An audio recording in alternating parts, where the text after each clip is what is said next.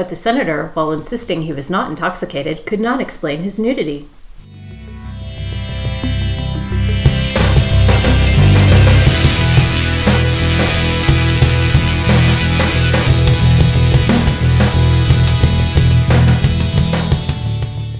Hi, you've reached the Signal Watch.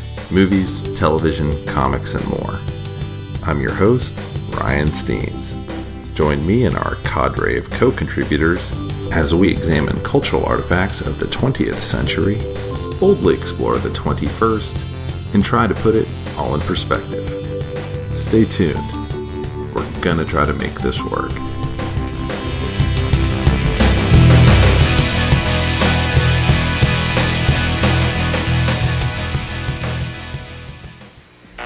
Weather today in the greater Cincinnati area. I love you so badly, I could...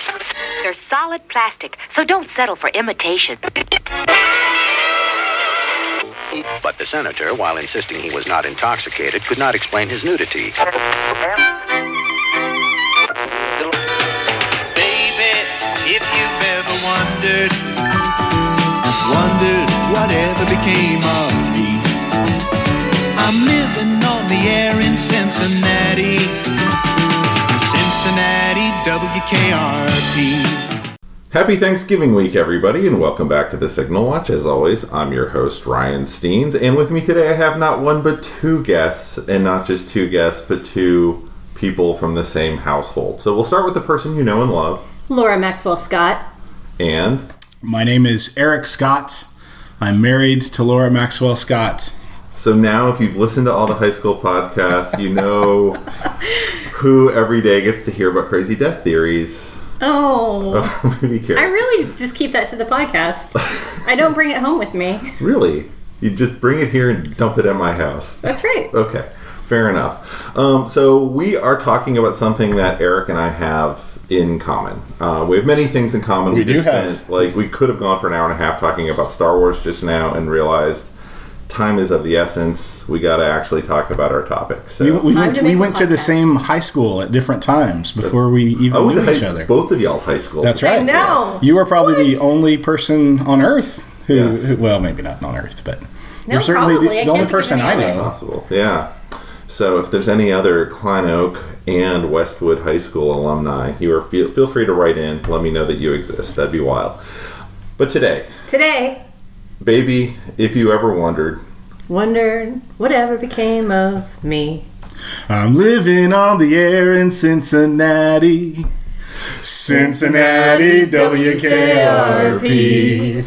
I got kinda tired of packing and unpacking, town to town, up and down the dial. Maybe you and me were never meant to be. Just maybe think of me once in a while. I'm at WKRP in Cincinnati. All right, good. I was wondering if we were going to do that. So we broke the ice there. That's right. I hope everybody... You got the second verse too, y'all. Not even the first, just two verses. Oh yeah. No, I mean we could do a whole podcast just about that song, and we will. Oh, I'm sure. But like one of the things I love about WKRP is so it's got this like storytelling opening song, right? Which is like a classic '70s sitcom kind of thing. They do not make theme songs like that. No, they don't. They wouldn't spend the time. They have to sell ads now, right? But it also WKRP features one of my favorite things, which is the different ending theme song, which is it's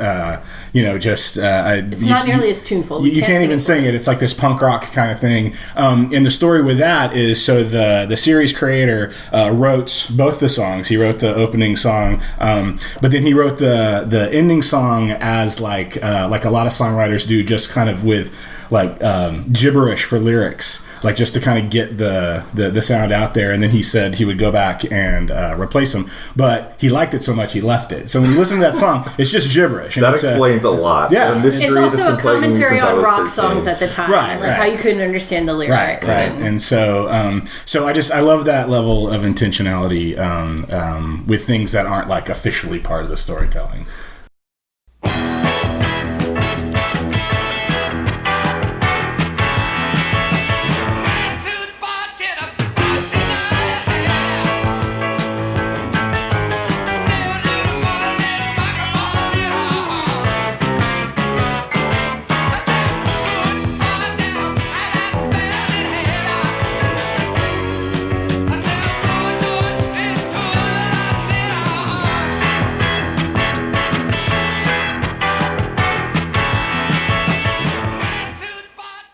So you're marginally older than me. You're marginally younger than me. Yes. So where did you first get exposure to WKRP? Okay, well that's. Would you like to answer, Laura? No, Okay. you answer. Because it's probably me, right? Didn't I expose you to WKRP? No, I mean I probably watched it in syndication before I knew you, but yes, most recently it would be you.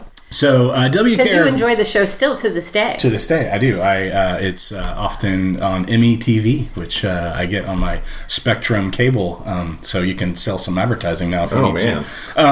But this is not a sponsored podcast. okay, so WKRP. This is the Google Fiber house. Oh, sorry. Oh, you got the Google Fiber. Yeah, we did. Okay, so WKRP for me, I remember being like 9 years old when it was first running. My mom and I lived, my single mom, we lived in an apartment in Dallas. She worked a lot, so I was home by myself a lot. And I can vividly remember watching WKRP on this tiny plastic TV that's like, 14 inches, little color TV, in this crappy apartment in Dallas in like 1979 and 80. And like, I just like so connected with it. It was so funny. It was so, I knew it was sharp even as a 10-year-old. Some of the characters really reminded me of people I knew, especially Johnny Fever reminded me of my uncle, of my mom's brother. Oh yeah, wow. I can totally see that. Yeah, that's totally Uncle David. Yeah, because he was like a musician and was a drinker. He's passed, so he's not going to be offended by this. And he was always wearing those like amber sunglasses and had the mustache and everything. And so I just like, even when it was first run, like it was just easily my favorite show. Loved it. Just loved it. So this particular episode, we're talking specifically about the Turkey Away episode. Oh, yeah. Because it's Thanksgiving. Because it's Thanksgiving. Yeah. Happy Thanksgiving. And thank you for this Thanksgiving spread, by the way. Oh, yeah. I've been up since 4 a.m. Everybody can't see it, but Ryan's prepared a full Thanksgiving spread for us. So what happens when you come on this podcast? 5-course meal every time. I'm sorry, I've never mentioned it before. Yeah. This particular episode first aired on October 30th. 1978, 79? 79, I believe. Okay. And it is, so I would have been less than doesn't one. Doesn't it say on your... it might. I'm wearing a Turkey's Away. Right. You should know Ryan is wearing the classic first annual WKRP Thanksgiving Day turkey drop shirt, which now that you have heard on me say on your computer will start to appear as Facebook ads in your Facebook feed. It was 1978. Sorry. Oh, it was 78? Oh, fact-checking as we go. It is a first season episode. Yes, it is. It's only the 7th episode of the entire series, right. Which is really interesting to hit it out so early as the most classic, the most. I mean, there are a lot of really great episodes of WKRP, but it is the most well-known episode. Yeah, fan favorite. Well, before we get into the episode, though, I mean, like WKRP itself is like there's so much to like reflect on, like where it lives in our cultural zeitgeist and like what it was doing. Take us there. Talk about it. I mean, this was like one of the first real counterculture shows on network TV, right? This was a show that celebrated rock and roll music when that was still kind of, in the middle of the cultural. I'm upset that you're not talking about the Monkees. I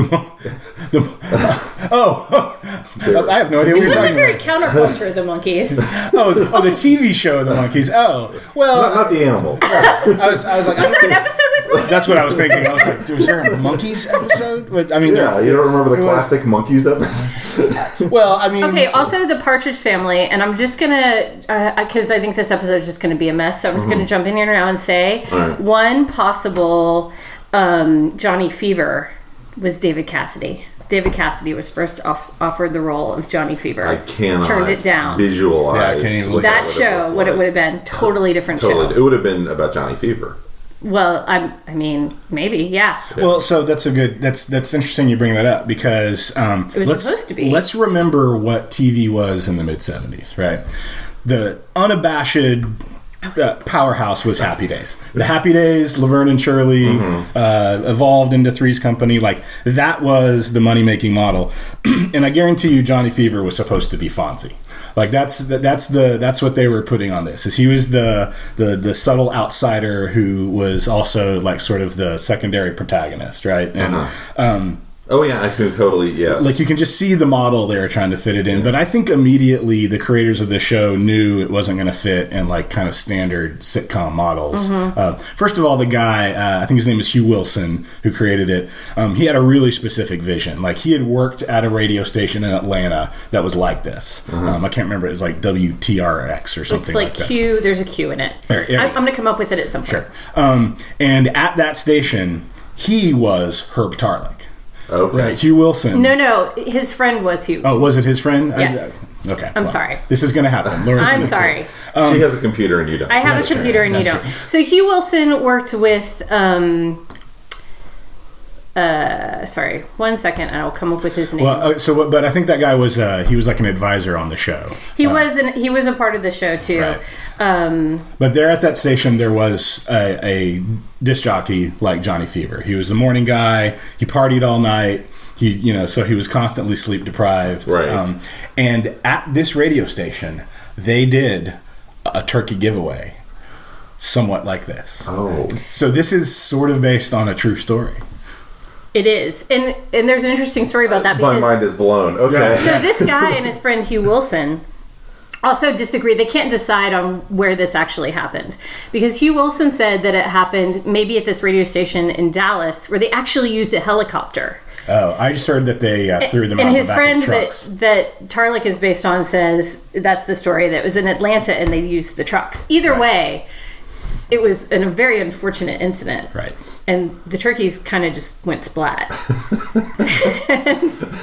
Well, they hit the ground like bags of wet cement. Yes. It's, yes, that is the Hugh Wilson line. That's bags of wet cement. One of the most descriptive lines in any sitcom ever, quite frankly. So anyway, I just think, WKRP should be celebrated as it's this real important, like you don't get from Happy Days to Cheers without a WKRP. Well, right? And I would argue shows like, honestly, I mean, I know we can always take the influence, of course, of the British version of The Office. Sure. But where the American Office ended up as this, we're very different people. The only thing we have in common is their workplace. Yes. And the workplace, it's been around since...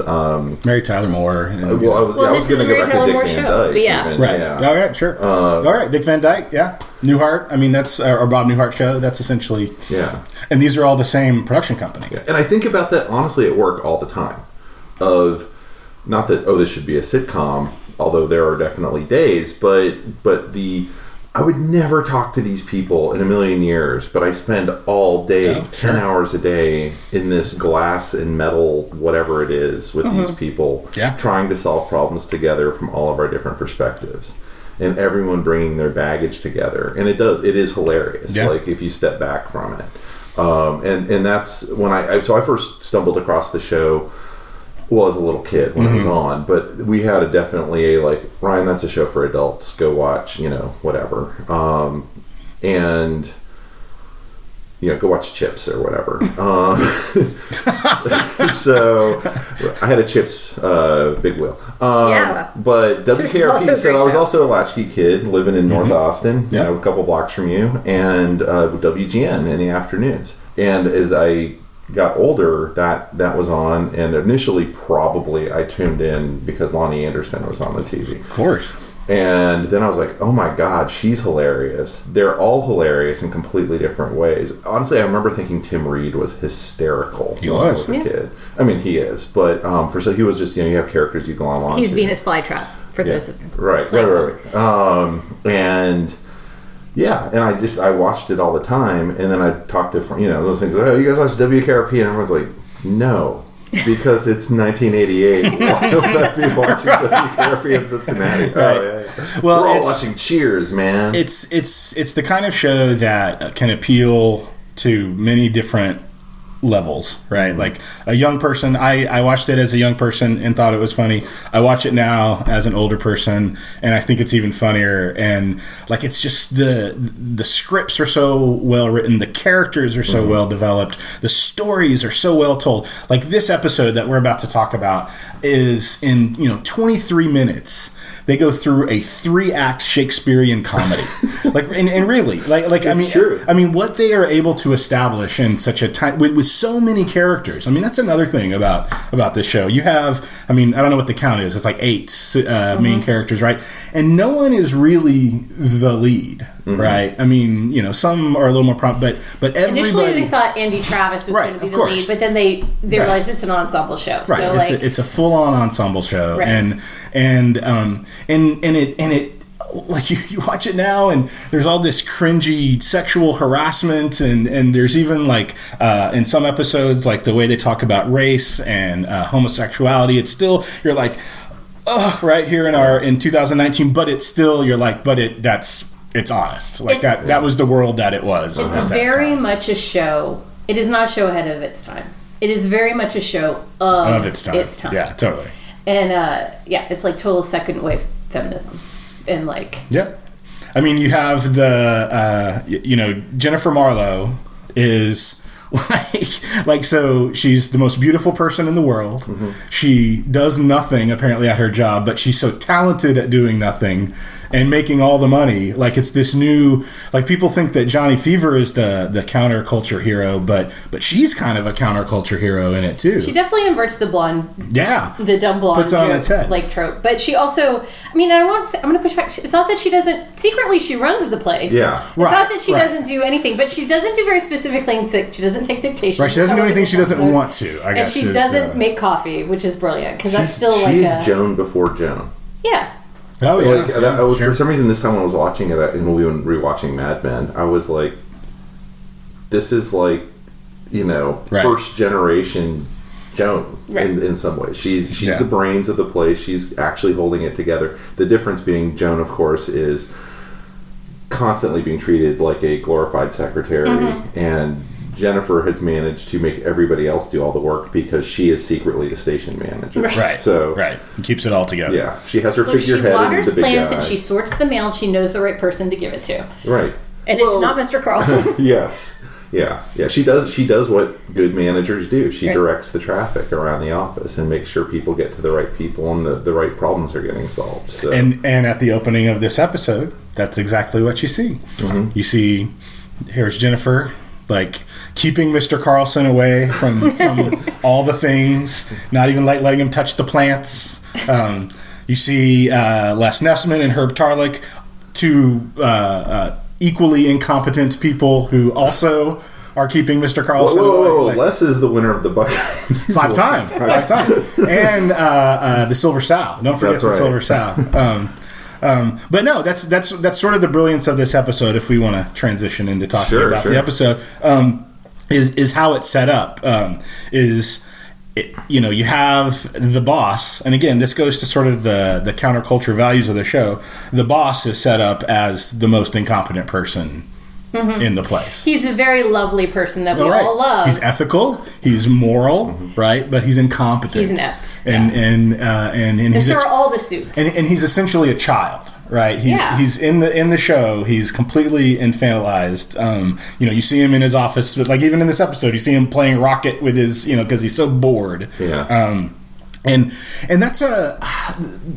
that is a very highbrow storytelling thing to do in a sitcom, is in the first 5 minutes like really put status on its head and really challenge. So because you don't have to hear Mr. Carlson say, I feel like I want to be more involved, I feel like you see it. And that's just, that's brilliant.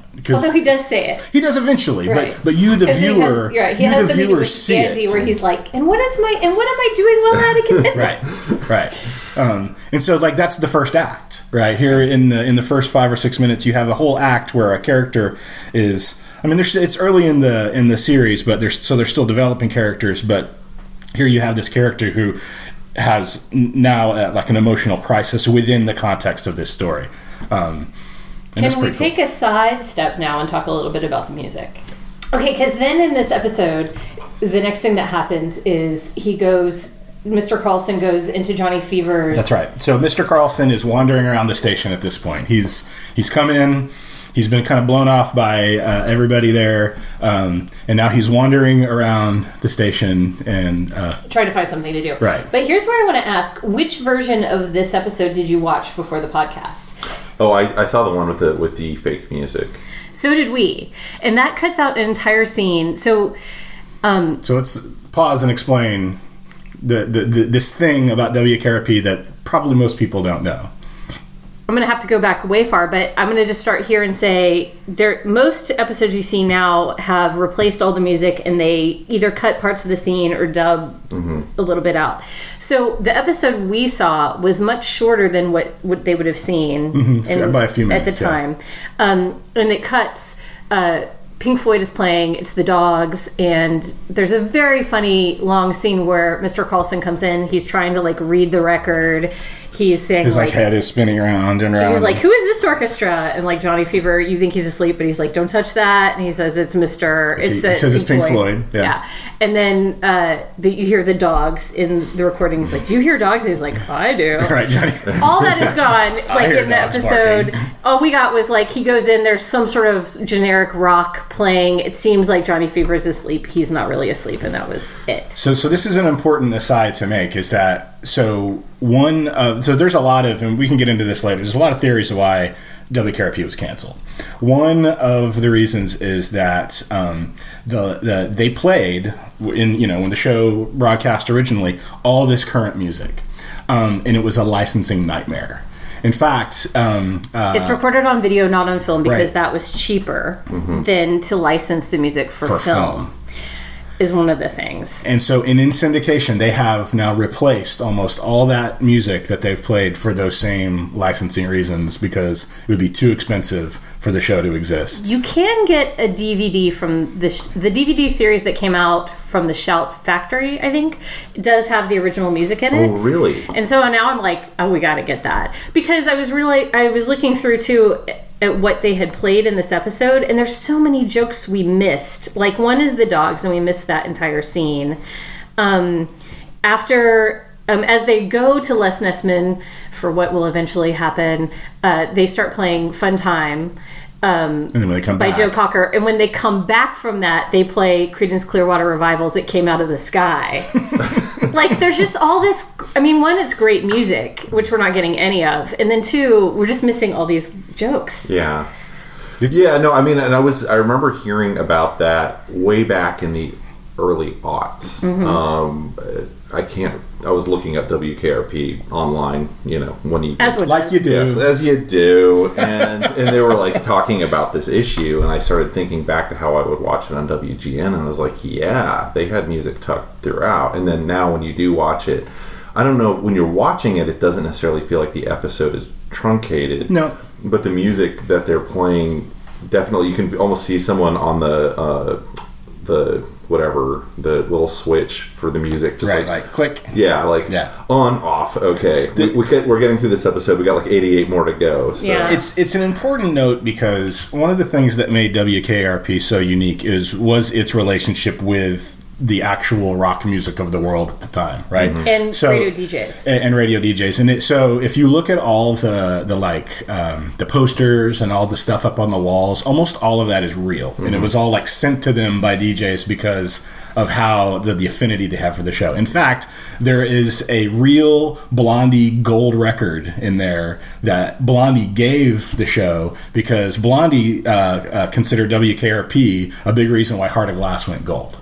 That's going to be in later episodes and seasons. It doesn't show up in this episode. Right, I don't think it's in this episode, that was the relationship in the moment that this show had with the rock world. Because you look at, they can't get rid of the posters, right? Yeah, if you see every episode it's something new. Pink Floyd, yes. There's and Johnny Kiss. It's all it's an interesting thing, because I don't think when they pull all that out, it, like you said, it doesn't diminish the show, because the show is so strong, but it takes away a really cool element of it. The only flavor of it you really get left in this episode is the T-shirt giveaway thing that Bailey's working on. Right. Oh, right, with the Boston and Foreigner joke. Okay, so let's get back to the episode. But that's a really, I mean, WKRP's relationship with the actual world of music. It's so significant, and it just builds through really the whole series. But in this one, it's about turkeys. So the next day, we see everybody goes into Andy Travis's office, and they all have complaints about Mr. Carlson. Andy Travis has switched from his pearl snap shirt to a very tight red Cincinnati shirt. Yes. Andy Travis. That whole character, we could go off on he's based on an actual DJ, apparently. An actual station manager. Yes, DJ and eventual station manager. Right. Who also had 17 names, not unlike Johnny Fever. Right. Dr. Johnny Fever. But what I love about Andy Travis for the show is it's like the costumer is addicted to the fact that Andy is from Albuquerque, New Mexico. Or maybe it's Santa Fe, but it's New Mexico, right? And he's he has to have this New Mexico. So he's always in cowboy boots. He's always in a pearl snap shirt, buttoned down to the middle of his chest. I just always found that really funny. After I watched Turkeys Away, I watched the next one. Yeah, when he breaks up with the girl. Yeah, and they have the shots of him in Linda Ronstadt, basically the Linda Ronstadt stand-in. Right.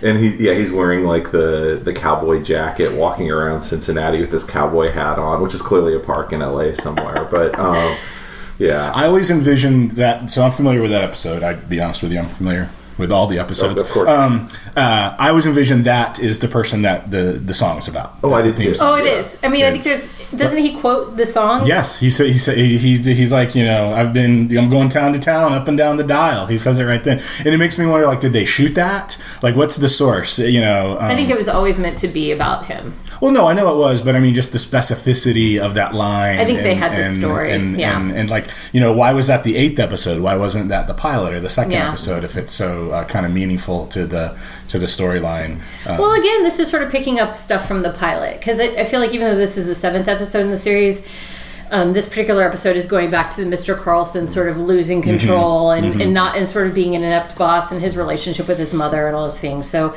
he's driving everyone one by one. Everybody comes into the office into. It has one of the greatest visual. Well, I don't know if it's visual, but with her getting live.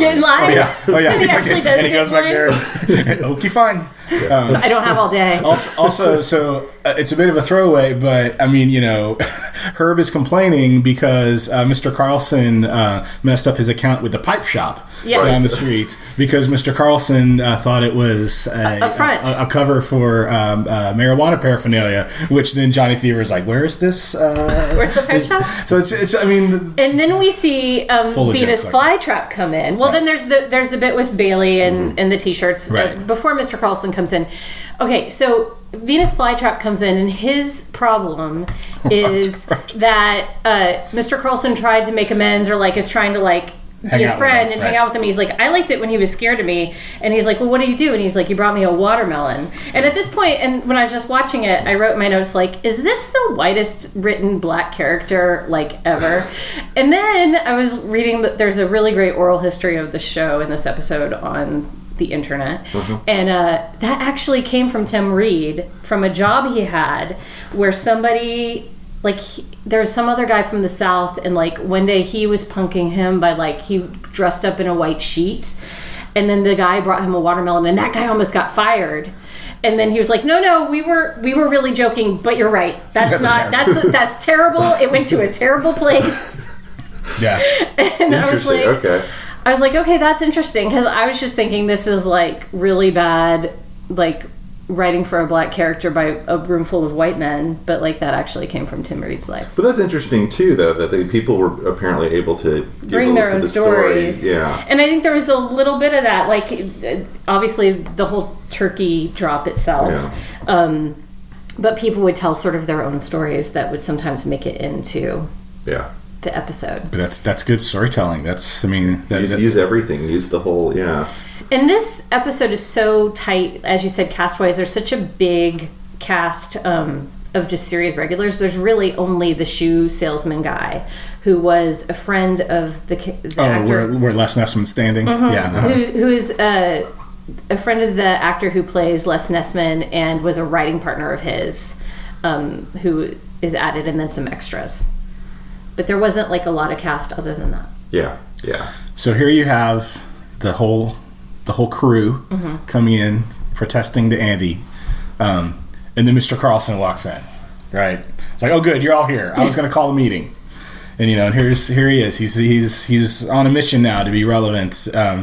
And immediately a dynamic occurs in the show, which is really important to point out. So there are some shows when the gang is all together, right? When it's them against the world or them against something. But there's a lot of shows where they're split in half. And there's, as Mr. Carlson refers to them, these casually dressed people over here, right? And then there's the ones in suits. There's Les, Herb, and Mr. Carlson. And to go back to your comment about The Office, like, The Office does that a lot too, where in some episodes, like, it's just the bad guy's not always the bad guy. Sometimes, they're the good guy. And that is just a byproduct, I think, of one, excellent character development, because that can't be believable if the characters aren't well developed. And then two, just like really creative storytelling to always sort of like play the group off of each other. And you see it right there in the middle of the episode. Herb and Les are just as angry as everybody else that Mr. Carlson is getting in the middle of everything. But immediately, when the power summons them, they physically go across the room and stand next to him. And even in the episode, it even gets more where Herb, there's a line later where he turns around and he's like, "I'm like a son to him," and so you begin to see like the development of that, which just permeates through the rest of the series. But it's a fun moment for sure. So he announces that he has an idea, right? And he's going to have Les Nessman and Herb Tarlick, his two right hand men, and they're not going to reveal anything about the plan. Right, it's all in secrecy. Nobody knows anything. Les doesn't know anything. No. Herb, you wonder if Herb knows. Well, Herb is in charge. Herb is put in charge of getting the turkey. Right, everybody knows. Eventually, he knows something. Right. What Mr. Carlson announces is that they're going to do a turkey giveaway, and that Herb needs to get 20 turkeys, and that's it. Nobody knows anything else. Except that it's going to be the most unique idea in radio promotion. Can we take a moment here and say, this is the worst idea. There is no way this goes well. There is not a world in which... That's the brilliance of it, because we all know that. But even if turkeys could fly, right, you're dropping them from a helicopter. Are they going to get caught in the propeller? Well, spoiler alert. Okay. Let's you want to get there? So this is where I keep saying how like next level the writing in this episode, and really the show is. Laura and I had a professor in college. For those of you that don't know, Laura and I met at the University of Texas in the theater department, where we both received excellent educations in drama. Do apply to the University of Texas at Austin. You'll keep me gainfully employed. Yeah, yes, please do. Please do. Especially if you can play defense. We had a teacher there, Amparo Garcia, who's a very interesting person. Her oldest son is Shaky Graves. Oh, my God. That's a different podcast. Okay. And she used to say, and she was a playwright. She was an actor, and she did a lot of stuff, but playwright. She taught a playwriting class, and she would say the best plays, the best plots are when the ending is a complete surprise, but also totally predictable and inevitable. Like when after it happens, like you couldn't have seen it any other way. And that's exactly what this ending is, because we all know it's like, what the hell is this going to be? What, and then when you know what actually happens, you're like, of course that's what it was going to be. And that's great. That is so funny. And so that's a really difficult thing to achieve in storytelling, is to kind of both outfox your audience, but also include them on the joke.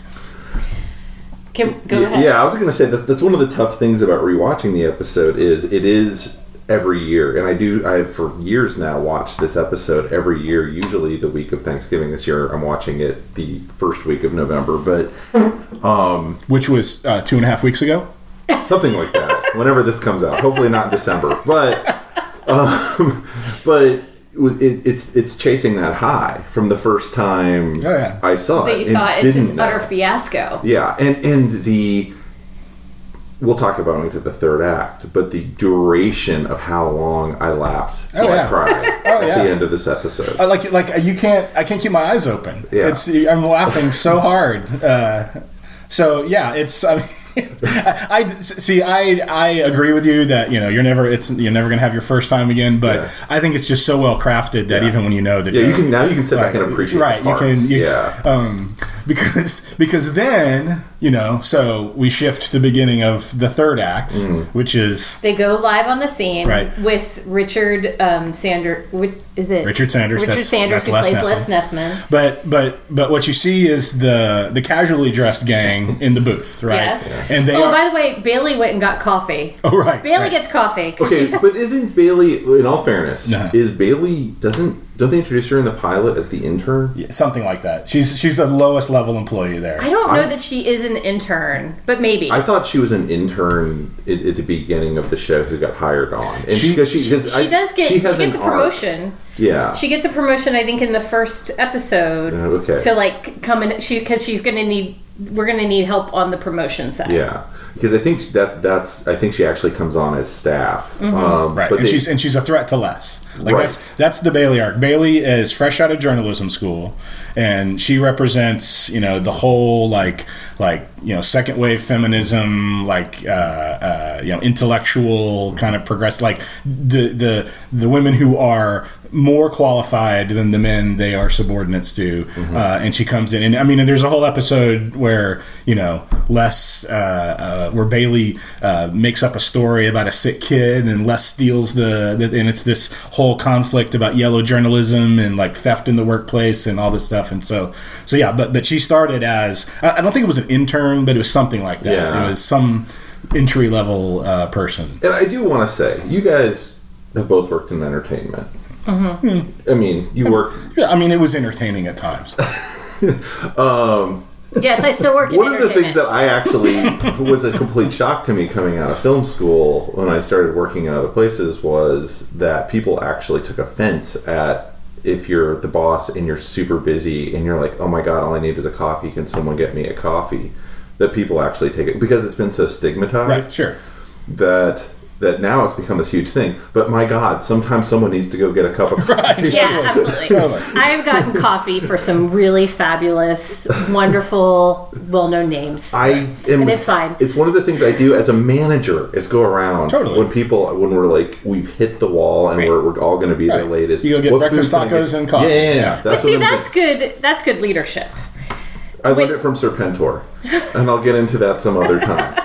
But Serpentor? Yes. Serpentor brought coffee? Serpentor stood on the line and helped people dig while Cobra Commander stood back and dictated. And so people fell in love with Serpentor. All right. Well, I think it's totally clearly we're doing a G.I. Joe podcast sometime in the future. But sometimes that needs to happen. And so I understand how it's viewed, but I'm also sometimes also the lowest person on the totem. Sorry, I can't even say that. Oh, don't say that. Yeah, okay. Sometimes the most... Oh my God. Let me just dig this hole a little deeper for me to jump into.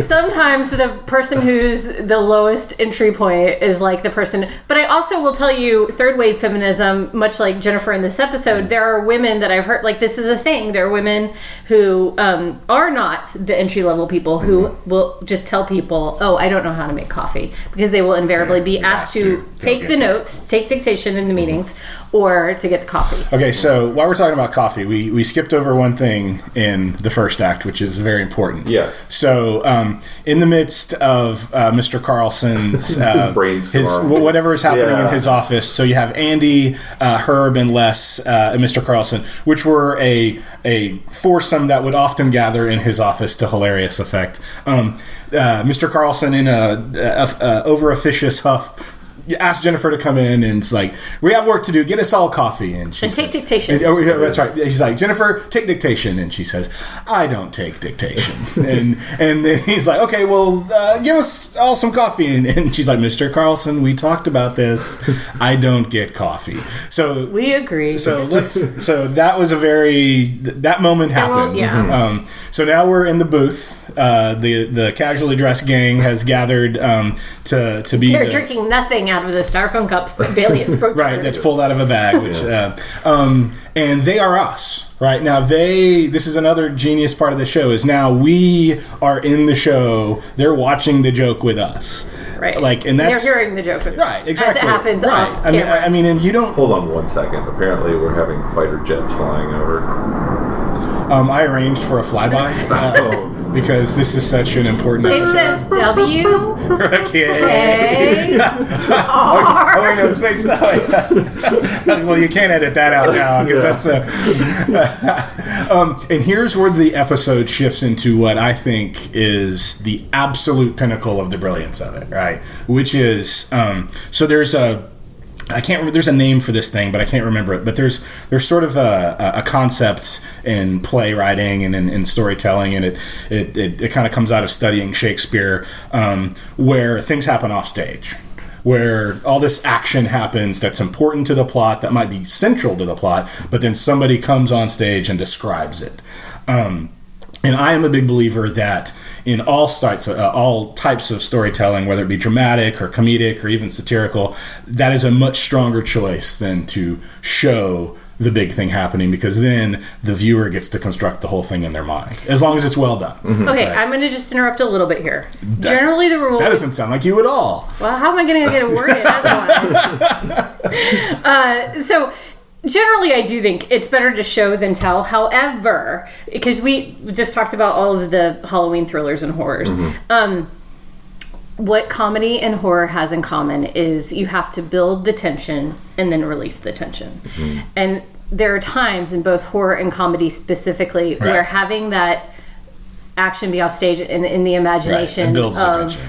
And in the imagination of the audience, it's funnier than if we saw it. It's 10 times funnier than it would be if we saw. You're absolutely right, and thank you for interrupting me, Laura, because that I agree with you. I didn't quite make my point because you're right. Like, it is better to show than to tell.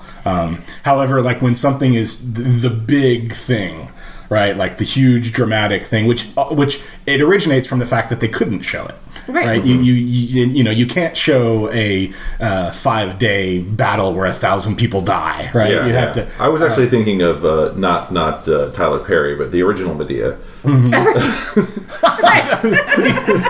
The original. Wait, there was an original Medea? Yes. But yeah, that's what I was thinking of. Is you have the person come in and talk about the horrors they've just witnessed. Yeah. So we're about to go into that phase of the show, the third act, where everything is described to us, and it really is the most funny thing ever. So here we are in the booth, and you begin a typical Les Nessman live news spot or whatever, where he's very goofy and inarticulate, and he well, first what happens? He's in the doorway, right? And so his friend, who is our only other guest star on this, comes in and is like, "What are you doing here?" and calls him a creep. Right. It's like, do you have a permit to be here? You're blocking my door. Right. And don't you know who I am? Right. He's like, I'm Les Nessman, 5-time winner of the Buckeye News Soccer Award. Right. And that's all live, and you cut back to the scene, and then he's like, well, this is going good.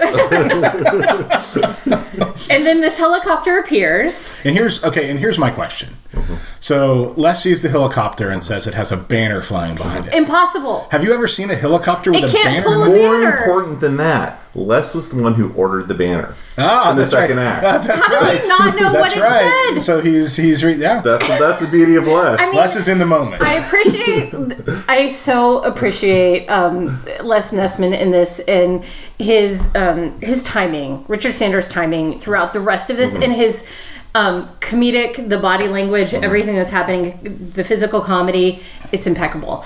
But the fact that he takes so long to say Happy Thanksgiving, and you see the gang like Johnny Fever. WK. And I'm going way faster than he goes. That's hilarious. But no, a helicopter can't. You can maybe hang a banner from below it, but like a helicopter can't pull a banner. That's right. But I'll forgive them. Yeah. Because it was the 70s. Here's a thing you can do. It's a Signal Watch challenge. If you have a way someone could hang a banner from a helicopter without killing themselves, Send it in. I have a few drawings I'm going to send in. I think you could. I think you hang it from underneath. Directly beneath. But it's not pulling. It's not like it's not like the plane flapping behind. Like, but say, never mind. I'll put send in the drawing. Okay.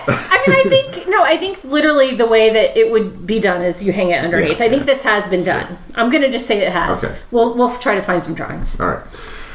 So there's Les, right, and the thing begins, and I mean, it is based on.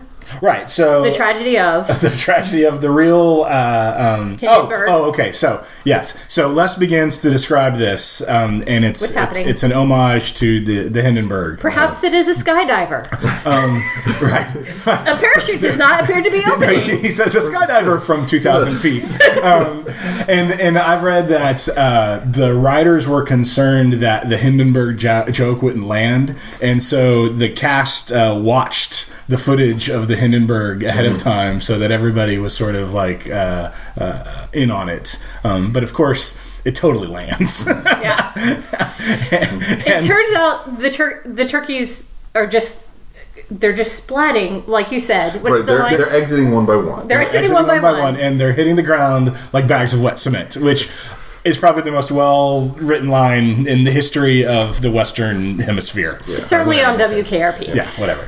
It's very descriptive. And he says, "Oh, the humanity!" Right. In the horror, we cut back to the studio, and everybody. So I mean, everybody in the world, the people watching, the people in the show, realize what's happening all at once, and that's really the gasp, like guffaw, belly laugh that they just keep going for the rest of the episode. Yeah, and this is when the first time I saw it, this was when the tears started coming. Oh yeah. Yeah, and I was. Yes, and you just stay at that level literally until the unintelligible credits song. Right, because he's straight, like, so it's all happening, they're back in the studio, and then he cuts out. Yeah. And Les is gone. Yes. Which, by the way, I'm not sure is not an homage to War of the Worlds. Oh, I'm not sure it's not either. Right. It is great. And then you see we're back in the reception area. Right, so now the third act is ending, and now we're in the denouement. We have an actual denouement in a 23-minute. And it's so funny and brilliant. It's just right up there with the. You have Jennifer on the phone with the Humane Society, which is next level to a degree. And and Andy's also on top. He's on the phone with the mayor. You hear them, Mr. Mayor. And they're all kind of, which I find. I'm sorry. You have to. What is Jennifer's line here? Because it's so funny. Do you know it? I don't remember. I just remember she's with the Humane Society. I'm gonna see if I can find it. It's like. Well, Mr. Mr. Colley, a lot of turkeys don't make it through That's right. That's a lot of turkeys don't make it through Thanksgiving. Yeah. So, and then walks in... So first walks in Mr. Carlson and Herb. And they are covered through. They're which is hilarious at first, but if you think about it, you don't quite know why. Yeah. No. Right? Because they were in the helicopter. And there's also feathers attached to them. Right. So apparently this came from them talking to makeup. And they came in and said, "Hey, can you do this and attach some feathers to us?" And they just showed up on set, and so it was kind of a surprise. It was kind of a surprise, but also, I mean, I think they had to shoot this several times because everybody broke so many times. Well, but in character they're breaking, but they're. And so here is where they come in, they're all disheveled, like the look of shame on Mr. Carlson and bewilderment on Herb, and then what does Jennifer Marlowe do in this touching moment? She offers to get him a cup of coffee. Mm-hmm. Yeah. Right. And he says, no, we agreed. Yeah. Right. And it's such a wonderful little, tying a bow on a little moment. It not only is meaningful in the context of the episode, but an important character development. It shows how Jennifer cares. It's a very well done little touch right there. And then he further describes the horrors. Well, right. Because he says, is it him that says no. Okay, is that Les Nessman? So Mr. Carlson and Herb go into his office, right? And then Les comes in. Equally... carrying his shoe, which is just... Right. Oh, chef's kiss. Yes.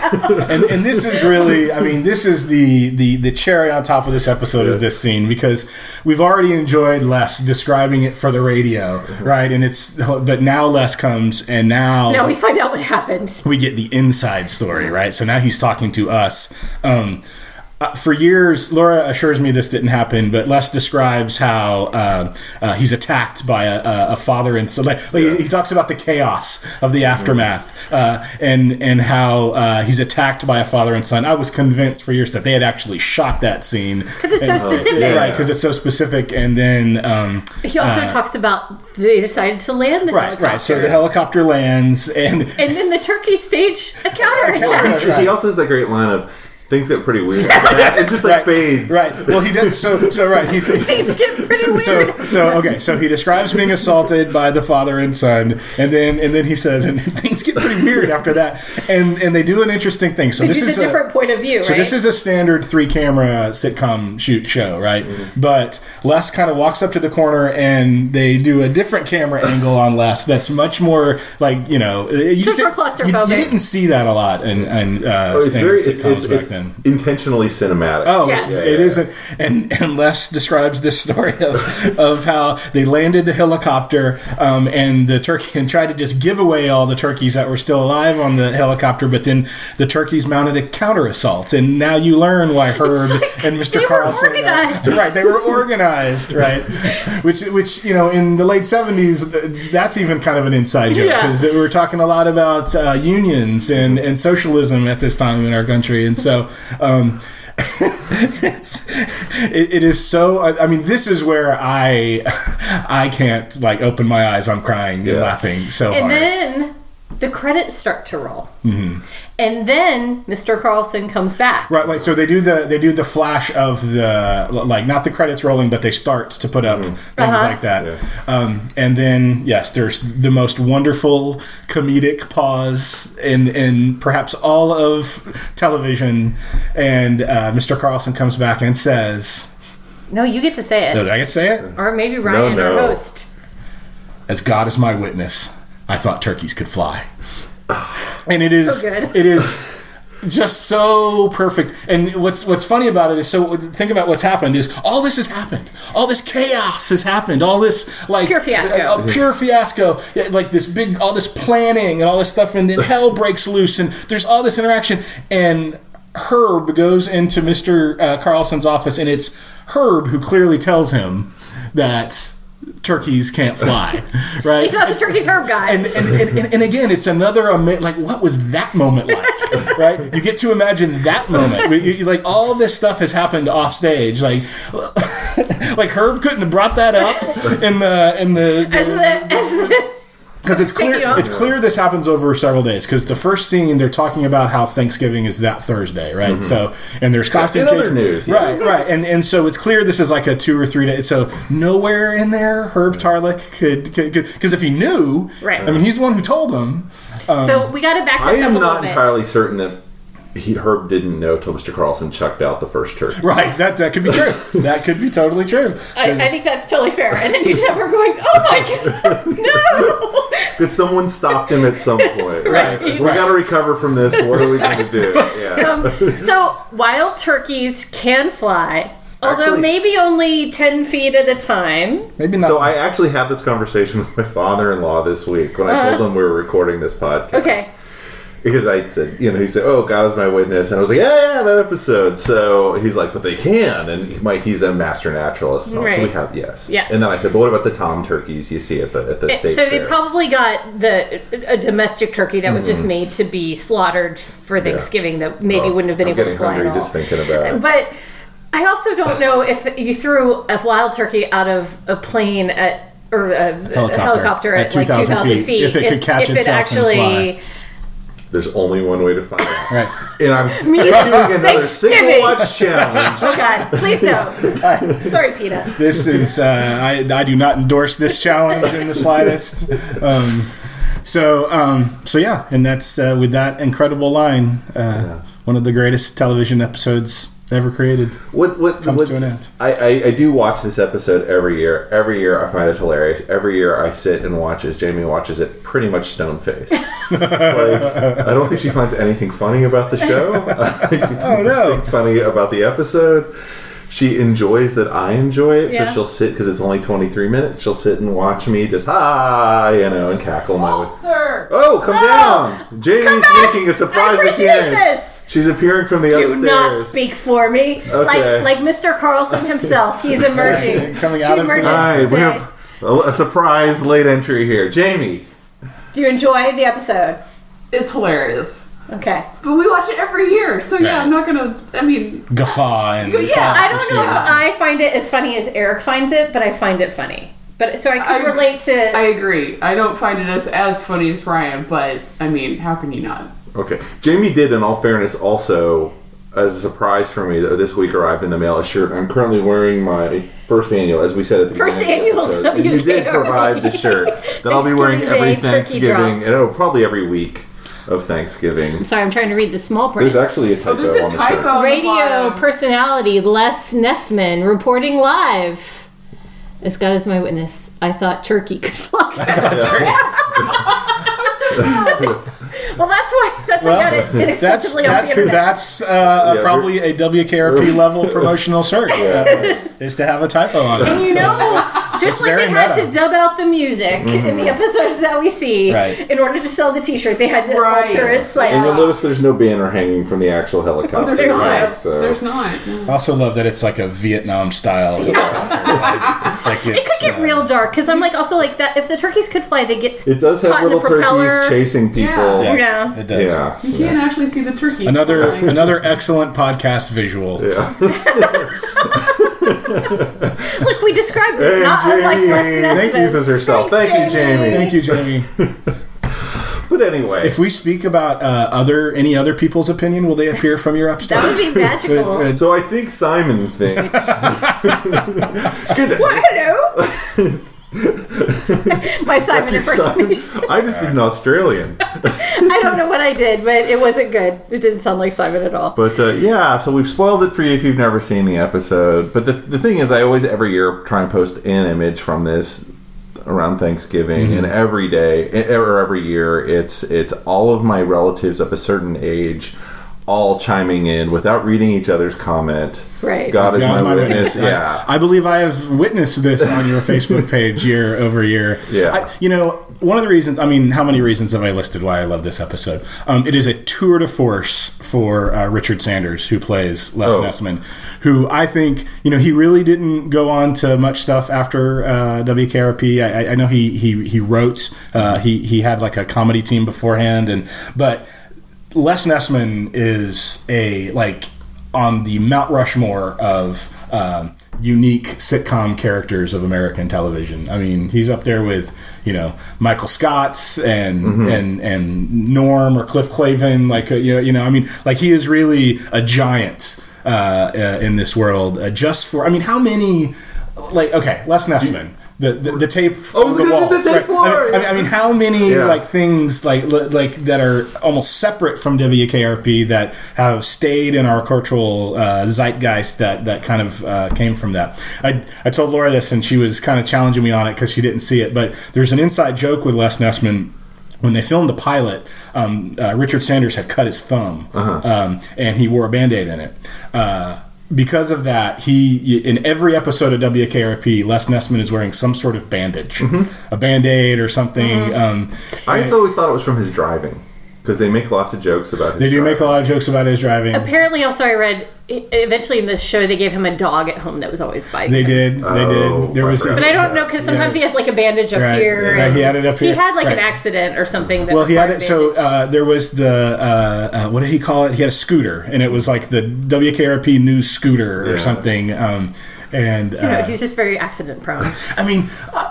Do you remember the? Not to go off on the other episodes, but there's one where they're losing the battle of the helicopters. helicopters, like the news helicopters. I think that's the next one. Is that the very next one? Well, the next one is that the one with the next one's the one where Andy's in love with the girl. Is that the same one? Well, so this is the one where we start. Oh, it might be because I just literally saw this joke last night. They might be that might be like two plot lines of the same show. But this is the one where he start off where Les is giving the news like this, and he gets called out for it, and so he goes and hires like a biplane to fly, and it's on Veterans Day, and the pilot like kidnaps him and he keeps him hostage until people celebrate. Anyway, it's like Les in the World is a part of WKRP, and it's really quite. It's the stuff that's really funny on TV. It's the stuff that when you actually work with people who are like that is exhausting. Oh my gosh! Could you Herb Tarlick? Yeah. Like no, fire that man. Could not work. His polyester suits could not help him. So, did you ever watch the all new WKRP? I did not. I did not either. In fact, it was only in doing the small amount of research I did for this podcast. Don't take offense. I just can rattle WKRP facts. This man has just not stopped talking. He has no notes. I didn't know it existed. Oh no! I totally missed it. I remember watching it when it was airing because I was, but it didn't have it had Tawny Katane in for Lonnie Anderson, right? But she appeared like she did, like in the pilot or something. I think what I read is that at least every series regular from the original show at least appeared once. I don't know that Billy Quarters did. Maybe she did because she was retired, right? You guys are allowed to talk about her at some point too. But yeah, so sorry, new WKRP. Yeah. Anyway, but yeah, Herb was still in the suits. Right. Was part of the gems. Like Herb I think they maybe put him. He was still like 10 years back or whatever. Like he just had the wrong suit still for 91 or whatever. Like he was wearing suits from He's like just 85. Stuck in time. Yeah. Right. Slightly updated haircut. I'll have to. I read it wasn't bad. It just never quite got the... Well, and it went straight to syndication. Yeah. It wasn't on any network. And so... but let's talk for a second about Herb Tarlick. The actor who plays Herb Tarlick is Fred... Laura, do you have your IMDb up there? So there's Gordon Jump, who plays Mr. Carlson. And later the Maytag repairman. Well, Frank Bonner. Frank Bonner plays Herb Tarlick. So Mr. Carlson, right after... WKRP is canceled. The next major part he has is on Different Strokes as a guest star. Do you remember the episode? Guest star in the very special episode. He's the bad touch molester in the bike shop. He's the bike store owner who molests. Why would you take that role right from that? Well, because you know what? I think it's for a good cause, and evidently, huge hit show. I mean, and evidently, Gordon Jump is like just the nicest man, and so I think they were like, we need like an actor who's like.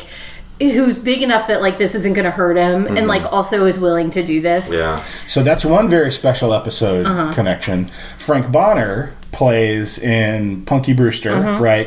He's a guest star in the very special episode. You want to name that very special episode? I did not. Take watch a guess. Punky Brewster after the Sherry's in the refrigerator. So the one where her friend gets stuck in the refrigerator and almost dies.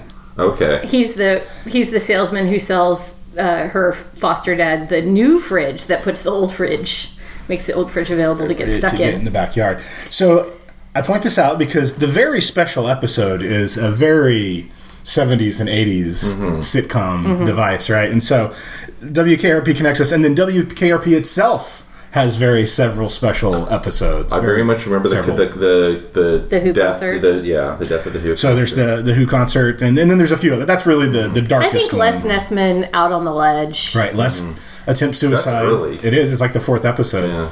And it's because he's called gay. I mean it's really upsetting to watch. I just watched it recently. I'm like, oh, it's of its time. But there's so many, because the other subplot in that is that in order to get Herb Tarlick to stop harassing Jennifer, Dr. Johnny Fever tells Herb Tarlick that she's really a man. So you have all this like transphobia stuff happening. It's just like at the same time, I do think like if you're younger and you've fortunately grown up in a marginally more tolerant era, it's worth going back and seeing these things to see why people were so closeted back then. Sure. I mean, because again, it is very of its time. The context is very important. And even the ways that they're progressive, which they are trying to be progressive for their time, are like not that progressive by today's standards. By today's standards, right? Yeah. I think it's these things do exist. They are out there. It's part of why I'm fascinated, and we've talked about this on other episodes. Why I'm fascinated with older media is because you do get these cultural context cues. Right. Like you wouldn't even have talked about someone being gay. That word would not have appeared. It all would have been coded in things up until pretty much this point. And or on the Hallmark Channel, it still would be. So the year, I believe it's the year before. WKRP comes out, Soap comes out, which has Billy Crystal, the first openly gay character, and also stars. Stars Gordon Jump, Mr. Carlson as the sheriff. When you look at Gordon Jump was one of the super typical 70s or 60s, 70s like journeyman. He's on The Love Boat. He's on Fantasy Island. He's on Love American Style. And it just goes to show that when they put the show together, it was actually, it was meant to be a hit. Right. So casting choices. So it could have been Howard Hessman. They wanted to bring in to read Herb Tarlick, and he refused. Right. And he was like, "No, I'm going to read Dr. Johnny Fever," which kind of makes sense, but again, like totally different show. And Howard Hessman at that time was like a great actor. He was like he wasn't a really well-known actor, but he had like bona fides. He was head of the class of actors. He was head of the class. Eventually. Yeah, indeed. Good call. And Andy Travis, that role had been offered at one point to instead of Gary Sandy. Thank you. They offered to David Letterman. What? And then they put David Letterman on a different show for under MTM that like lasted like not at all. Wow. David Letterman was on a show? Yeah. I can't. Or like a pilot. I can only think of like David Letterman. It was like a variety show. Yeah. It was like a Mary Tyler Moore variety show. Seen that. Remember, he's done like he was a weatherman and he was probably like Now I think I pulled that from IMDb trivia, so like it could be just some Yahoo who like decided just made it up. Just made it up. That's all right. Half the stuff I'm telling you in this, I'm just making up too. So it's. I know that I was looking up because Jan Smithers did have a very brief professional career as an actor, but she had a sentence. So Newsweek had done this like what's going on with the teens thing, and they went out into New York. This was while Wrong the show. Coast. They went out to LA. This is before the show. Okay. And she was a fresh-faced teen, and they're like, we found she was skipped school for the first time ever, was sitting on the beach. And this dude walked up to her on the beach and was like, "We're looking for fresh-faced teens in California to tell us about what their life is like." And she's like, "Sure." And they put her on the cover of that issue. And Jan Smithers is a very attractive, became an attractive woman. She was an attractive girl. Yeah. And she became this, like, who's the girl on the cover of Newsweek? So then she was, like, being offered, like, modeling contracts. And her mom was like, "We're going to make you an actor." And they were already, I think, in Southern California, so I think they went to LA for after that, and eventually, she, after a few small parts, then she ended up getting this one. But I had no idea about that. And then Jan Smithers kind of eventually just like I never really saw her in anything else. I know she has a few other credits, but she did like a Love Boat and stuff, and then she kind of she married James Brolin. Oh, that's right. For a little bit before he got married to Babs. And so is that what her my best friend? Is that what her friends call her? Amityville horror. Like, the crossover. Yeah, the crossovers are all going on here. Okay. It's the late 70s. Yeah. I do find it fascinating, though, for a relatively obscure actress who is really only known for one thing in the national consciousness, how to this day men have a fixation with Bailey quarters. Oh yeah. It's like it's a thing. And I have some opinions about this. Like part of it is sort of the bookish thing, right? Like that's part of it. It was also, I think, she was very representative of sort of 70s, not even feminism, but like awakening of like women being more assertive. And you see that journey in her character, right? But also, there's two really important sort of contexts I always remember with this. Is one it's a total Ginger and Marianne thing in the show, right? Total. You've got it's Jennifer and Bailey, and it's a very self-explanatory thing.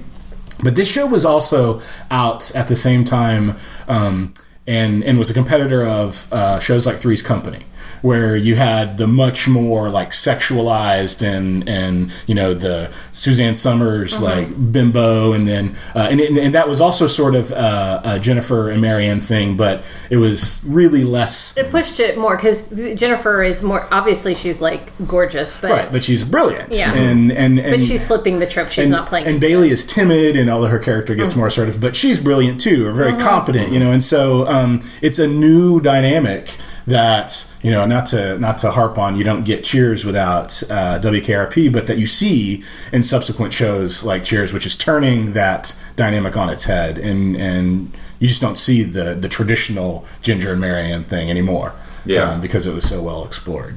Yeah. But you're absolutely right. I mean, anytime someone says WKRP on Twitter, you immediately get hit with Bailey Quarters, Bailey Quarters, Bailey Quarters. Like, try it. It's another just try it. I'm sure the opportunity will come up as we're promoting this episode. Bailey Quarters is based on Hugh Wilson's wife. That's right. I had read that. Yeah, which might also explain why the character's treated so lovingly throughout. Right, and she is treated very lovingly. I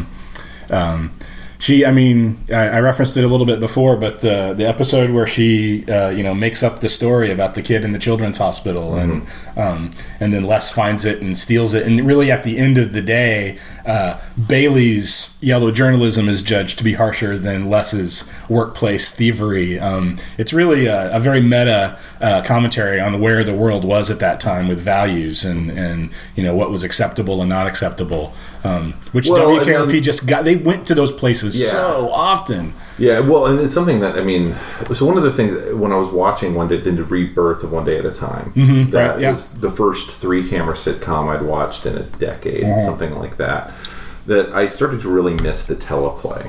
Yeah. In the kind of Norman Lear-esque. Sure. Yeah. It's very theatrical. It's very natural. It's like you're sitting right there and watching it. Yeah. And you can do things with the characters and kind of take them to those places. And when you take them to those places, there's an immediacy that you get in cinema, obviously. Yeah. But it does have much more of that. You're looking through the proscenium arch, and you're right there with the character going through it. And they do things, too. Like, even on One Day at a Time, they do really basic theatrical things, like lower all the lights with a single spot on the characters they're going through in a moment.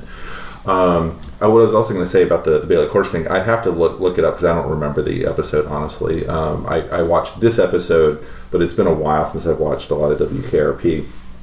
I'm wondering if it was supposed to be reflecting on the Janet Cook thing where a woman made up a kid who was... Oh, I think it was. Yeah, that's what it was supposed to be reflecting. No, I think it was. Yeah. Yes, I didn't remember the name of the person, but it was ripped from the headlines. Yeah.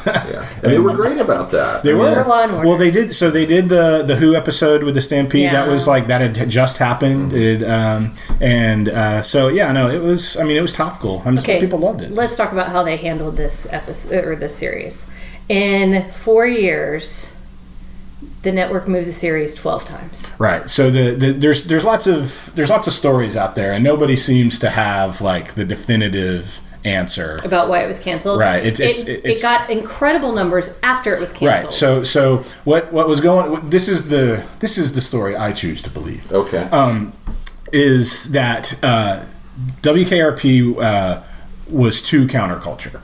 Right, and the people at CBS were not comfortable with the veiled drug references, all the veiled sex references. Like, now you'll watch it and it seems harmless, but then it was pretty overt in a lot of the things that put out there, and so they just really resisted it. And what Laura said is right. They kept moving it around, and the story that I read basically said is so WKRP was produced by MTM, which was the Mary Tyler Moore production company that they're the ones with the cat. That's a mocking of the MGM lion, and they were at the time one of, if not the most powerful television production companies in the world, and CBS didn't want to screw up that relationship. Like, they weren't just going to cancel it because they didn't like it, and so they were intentionally moving it around. And this is a time when, you know, your TV guide is your Bible, you know. And, there's like quotes from people in the show that were like, "I was on the show and I couldn't tell you when it was on television." And so after doing that for a while, they finally had the excuse with low ratings to cancel it. And the summer they canceled it, they put the reruns on Monday night and left them there, and it was Monday Night Football. And it was a number one show. Oh my God. And WKRP, when it was canceled, was the number one show in the country on reruns because they had just left it where it was. And then they wanted to maybe, if this is true, get it back. But by this point, they'd released everyone and they'd all moved on to other shows. And they're all contracted elsewhere. Right. So they just lost the mojo. And then I've read other things that there was Jennifer Marlowe, Lonnie Anderson wanted to be paid as well as Alan Alda at the time, because Alan Alda was the biggest, and so that there was like ego things like that with the cast and things. But they gave her the money. Right, they did, and that was before they canceled the show. Right, so. and that led she broke Bert's heart. I can't forgive her. Sounds like he broke her heart too. Well, but I mean, stroke race romance. You know, that's for the tabloids. It's funny, but think about Lonnie Anderson. She never was bigger than. I mean, she stayed as a cultural icon to a degree, but she would never had a more impactful role than Jennifer Marlowe after this. You're talking about the show she did with Linda Carter, where they were detectives, wasn't it? Well, maybe Unfortunately, no. It did not gain the audience. Maybe that didn't speak to my my constituency. But I just think it's interesting. Like, it really, Howard Hessman went on and had a solid. I mean, Head of the Class was a great TV show, and even he talked some dirt and got fired from that show. Right. That's why he got fired. Yeah. Because remember, he got fired and then they brought in that Scottish guy. I remember. I never watched Head of the Class. Oh, I did. I was obsessed with it. I loved Head of the. We could do a whole thing. Moving into hour 3 with Head of the Class. And then Tim Reed went on and did Frank's Place. Right. And Tim Reed, I think, was also on Simon and Simon. Wasn't he on Simon? Wasn't he? Yeah, so that'd be interesting because Bill Dial, who wrote this episode, was a writer and producer on Simon and Simon. Okay, so and Bill Dial also appears on other episodes of WKRP as the big engineer guy. Like the episode when they... Oh, that's him? That's him. Oh, yeah. He's... that character's name. Bucky. That's right, Bucky. Weirdly, I found a lot of that information on a Star Trek Wikipedia because, of course, Trek fans tracked everybody who ever was on did anything. Yeah, he had something to do with Voyager at some point.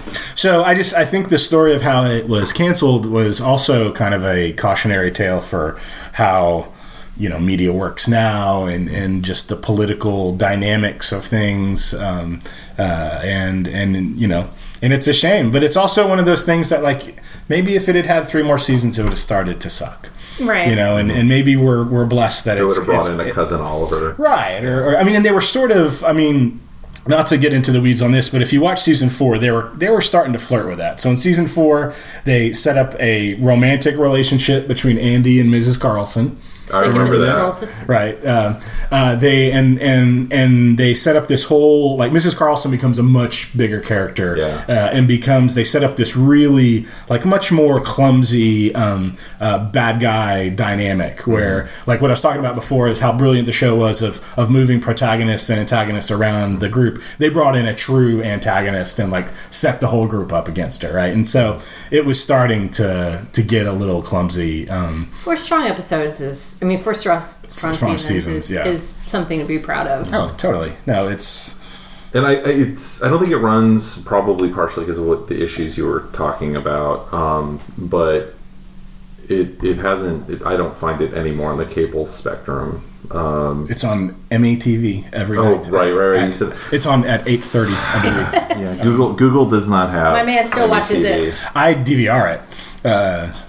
You don't necessarily watch it live. You watch, you know. Well, you know, since we changed cable providers, I actually lost all that, but I'll build it back up. Don't worry. But so apparently the original cuts of the episodes are available on DVD, and I'm thinking get them because I think we're losing out. I bought the series, like, it wasn't very expensive, so I bought the first season on Amazon Prime streaming. I did too. But I'm like, I don't have all this dub stuff. I want the real music. Yeah. Yeah. I want my classic rock in my veins. Give me Blondie. Yeah. Give me... I've been listening to like all the songs they played on it. I'm like, these are good songs. This would be improved both with comedic jokes they're making with the songs and... Well, think of think of like a movie like High Fidelity. What would it be like? You can't see me, but I'm just waving my hands here like, I mean, it would be just the same. No, it's like the interplay between Jack Black and Cusack was undeniable. No, that's the world it's set in, and so like when you lose that, you really lose a lot. It's still strong enough to hold up, but yeah, it's it's the connective fiber, in a piece like I that. liked the show enough when I was in 8th grade that we had a project we were to do for math class for some reason, where we were supposed to interview someone who was in a career that we wanted to pursue. And I interviewed Barry Kay from the radio here in Austin. Yeah. I called him, and he returned my call, and he was my interview for my class project. Nice. So yeah, I wanted to be Johnny Fever for a hot minute in 8th grade. Oh yeah, no, Johnny Fever was the man. Johnny Fever was the man. Yeah, but he never got any sleep, poor man. He was perpetually. Do you remember? There's the whole episode plot line where Johnny Fever gets on TV as a disco guy, and like, oh yeah, and he has like a psychotic break. And it's like his next persona and takes over, but he hates him. That whole one is fascinating. Yeah. So go back, find the show. But I hope that we're finishing up our 5-course meal here. But I hope you're... It's been coffee heavy on this end. I hope you enjoy your Thanksgiving week. I hope that y'all enjoy your Thanksgiving week. Thanks, Ryan. Are you going to be here in town, or? Oh yeah, we host. That's right. Y'all come Everybody come over to our house for leftovers. Yeah. We have. If you're listening, you're invited. Well, this is actually true. We always have a party the Saturday after. That's right, and I always have family in town. Yeah, so bring them. Everyone's. No. Truly, everyone is welcome to just pop on by. Eat your leftovers. Well, no, bring your leftovers. Oh, the excuse is how much do you guys make? Well, we do make a lot, but he does usually fry an additional turkey for this. Yes, I fry a turkey and smoke a turkey and then fry another turkey. I'm definitely coming over. You should, and bring everybody. Is that a southern thing? Do people up north do that? What, fry turkeys? Yeah. I think it's a more recent thing. It is a more recent thing, I think, across the country. Frying turkeys, though, is a very Cajun thing. Well, I knew it came from there, but I thought it was the progression from that. Like Houston picks things up from Louisiana, and then I honestly think eventually somebody figured out how to package a turkey fryer to sell at Home Depot, and it took off. And then now it's we more all accessible. Yeah. I will say this: I won't do it because I've got a slanted driveway. I've been frying turkeys for Thanksgiving for at least 10 years now. Yeah. And there's not a single year where somebody doesn't come up to me and it's like, "Isn't this extremely dangerous?" Yeah. And I have to explain to them that no, it's not dangerous if you know what you're doing. Right. Yeah. And he does, and you're very careful. And there's this has nothing to do. You have the youngest one help out. That's right. We always do. Always. And this year we'll be dropping that fried turkey out of a helicopter. That's right. And we brought it back. We will hover the helicopter over the turkey vats. We're going to drop it in. All right. Via helicopter. All right. Happy Thanksgiving, Happy everybody. Thanksgiving. And I just want to say goodbye to my fellow babies. We have a PS. We have late breaking news. I forgot to say that in 1980, Hanna-Barbera was going to make an animated show of WKRP where they were all dogs. Let that land. Because that's amazing. It never got made. So this is in the tradition of Laverne and Shirley went in the army. Right. The Dukes of Hazzard traveled through time. Maybe? Something like that, yeah. The Fonz traveled through space. Right. Fonzie did go to space. Yeah, so I guess that's what I'm picturing them as all like Scooby-Doo style dogs. No, I'm thinking different kinds of dogs, like they're all a different kind of dog. Right. Well, sure. Yeah, because you'd of course have Jennifer be like some sort of like poodle. Right, yeah, sure. And there's some sort of sheepdog that Johnny Fever is. Right. No, Johnny Fever is Scooby-Doo. You have to have... it's a choice. It is. We have to call Hanna-Barbera. Wow. Yeah. Wow, all right. Well, we have From the files. All right. Happy Thanksgiving once again.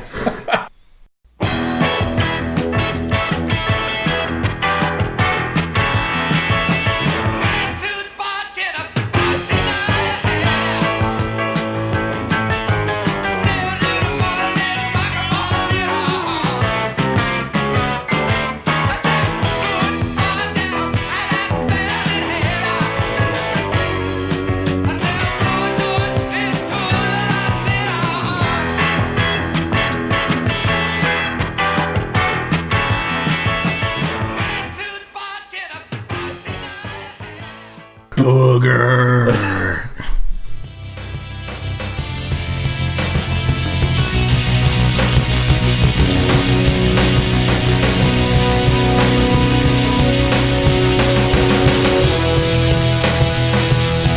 That about wraps it up for this edition of The Signal Watch, a production of the League of Melbotus.